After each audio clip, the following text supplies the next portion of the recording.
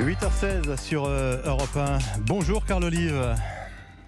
Bonjour Lionel Gougelot. Vous êtes député Renaissance des Yvelines. Merci d'être en ligne avec nous ce matin pour cette interview dans la matinale d'Europe 1. La première question que j'ai envie de vous poser, Carl Olive, elle concerne les incendies en Gironde et dans les Landes. Des incendies d'une telle ampleur que la France en appelle à l'aide de nos voisins européens. Est-ce que c'est pas la démonstration, Carl Olive, que nous sommes finalement sous-dotés et mal préparés à ces sinistres de grande ampleur ?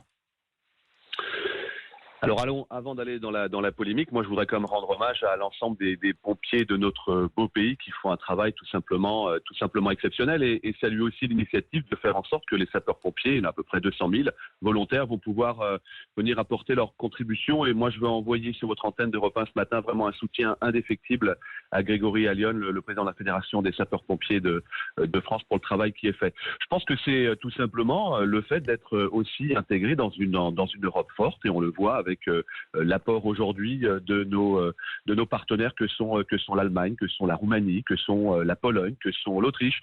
Vous savez, Lionel Gougelot, l'an passé, on a eu des gros incendies, notamment en Sardaigne, et nos amis italiens étaient très heureux d'avoir les partenaires français qui venaient aussi apporter leur contribution.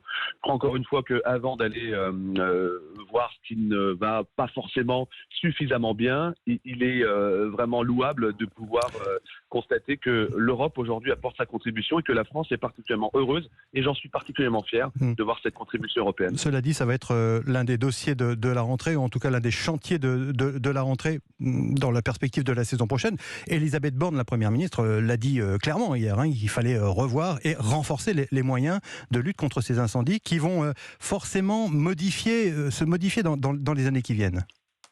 Oui, vous avez raison. La Première ministre et Gérald Darmanin, qui sont sur le terrain, l'ont spécifié. Il y aura une proposition Parlement d'une nouvelle réforme d'ici la fin d'année. Je pense aussi vraiment qu'il faut conditionner les aides de l'État, notamment aux propriétaires privés, qui n'élaguent pas suffisamment. Il faut aussi faire preuve de pragmatisme et non pas d'idéologie, comme on l'a vu il y a un an en Gironde, où des élus écologistes empêchaient de pouvoir élaguer un certain nombre d'entrées de... Ils l'ont contesté, ils l'ont contesté.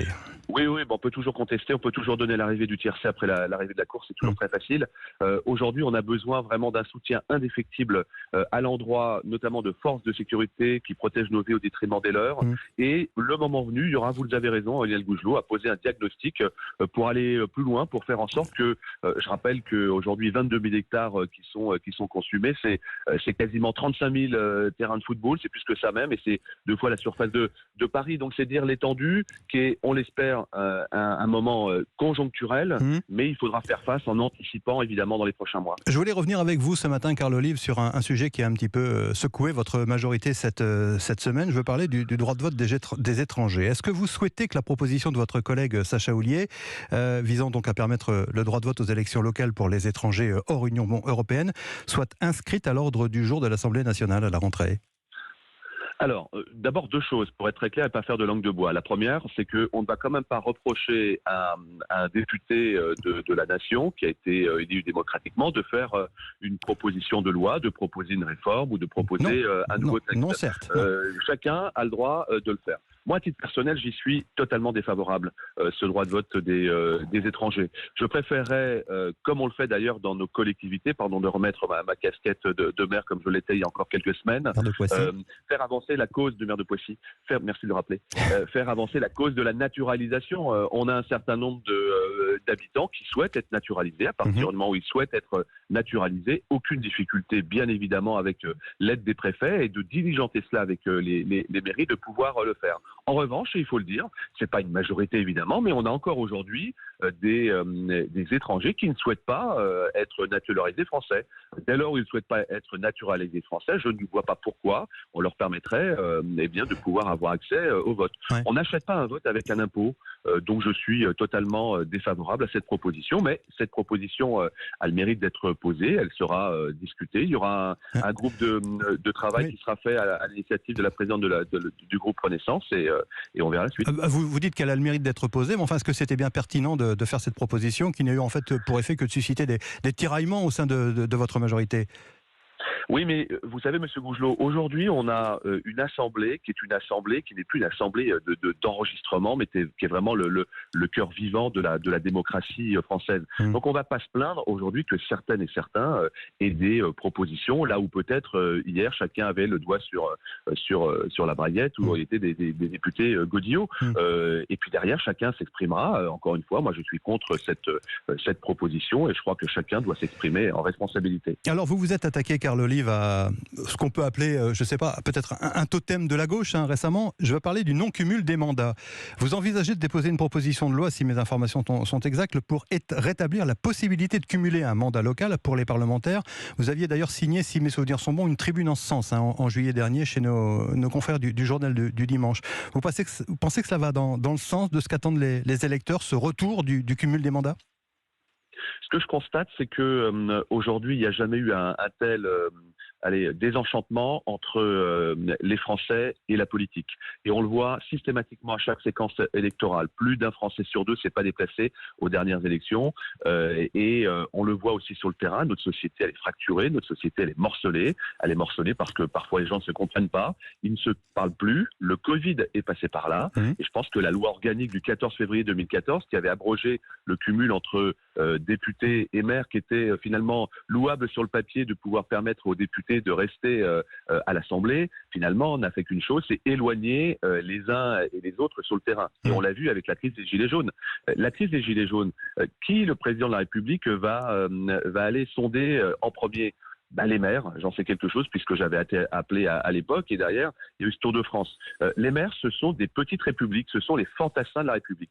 Les mairies vont jouer un rôle capital dans ce quinquennat. On a besoin d'avoir, et j'en suis très à l'aise puisque je ne le suis plus, d'avoir véritablement, je dirais, un lien direct mairie et députation. Et je pense qu'on peut revoir cela en se mettant encore une fois autour de la table. Je n'ai pas du tout d'arrière-pensée sur le seuil qu'il faudrait permettre. Le président de la République lui-même, en décembre dernier, a dit qu'on pourrait revoir le fait de rouvrir ce cumul entre députés et maires. Je ne vous cache pas que depuis, vous l'avez rappelé, M. Gougelot, cette tribune du mois de juillet dernier au JDD, bon nombre de collègues de toute sensibilité d'ailleurs m'ont fait part de leur a priori très positif sur le sujet. Vous aurez surtout des soutiens à droite. C'est le moment.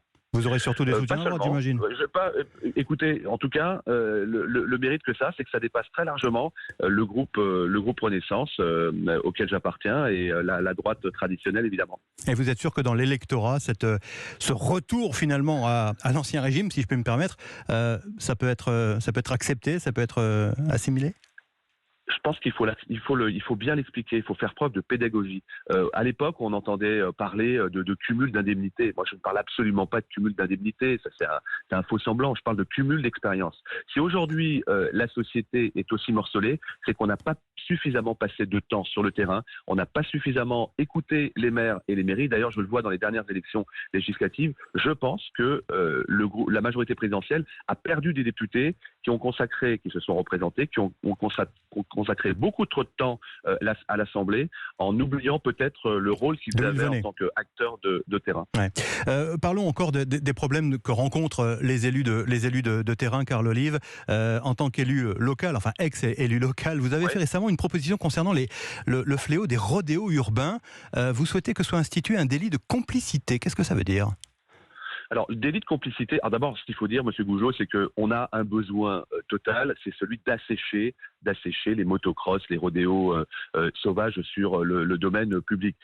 C'est une boîte à outils, il y a plusieurs outils dans cette boîte à outils.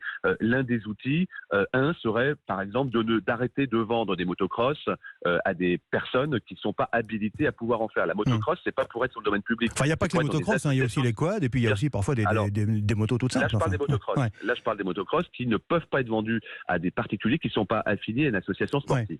Premièrement. Deuxièmement, il faut avoir la main ferme. C'est-à-dire que le délit de complicité, on parle souvent de présomption d'innocence. Le délit de complicité, c'est celui qui va faire croire que lorsqu'il a prêté son véhicule, sa moto, il ne savait pas que son ami, que son copain, que son pote allait faire du rodéo. Il faut arrêter de prendre les gens pour des imbéciles.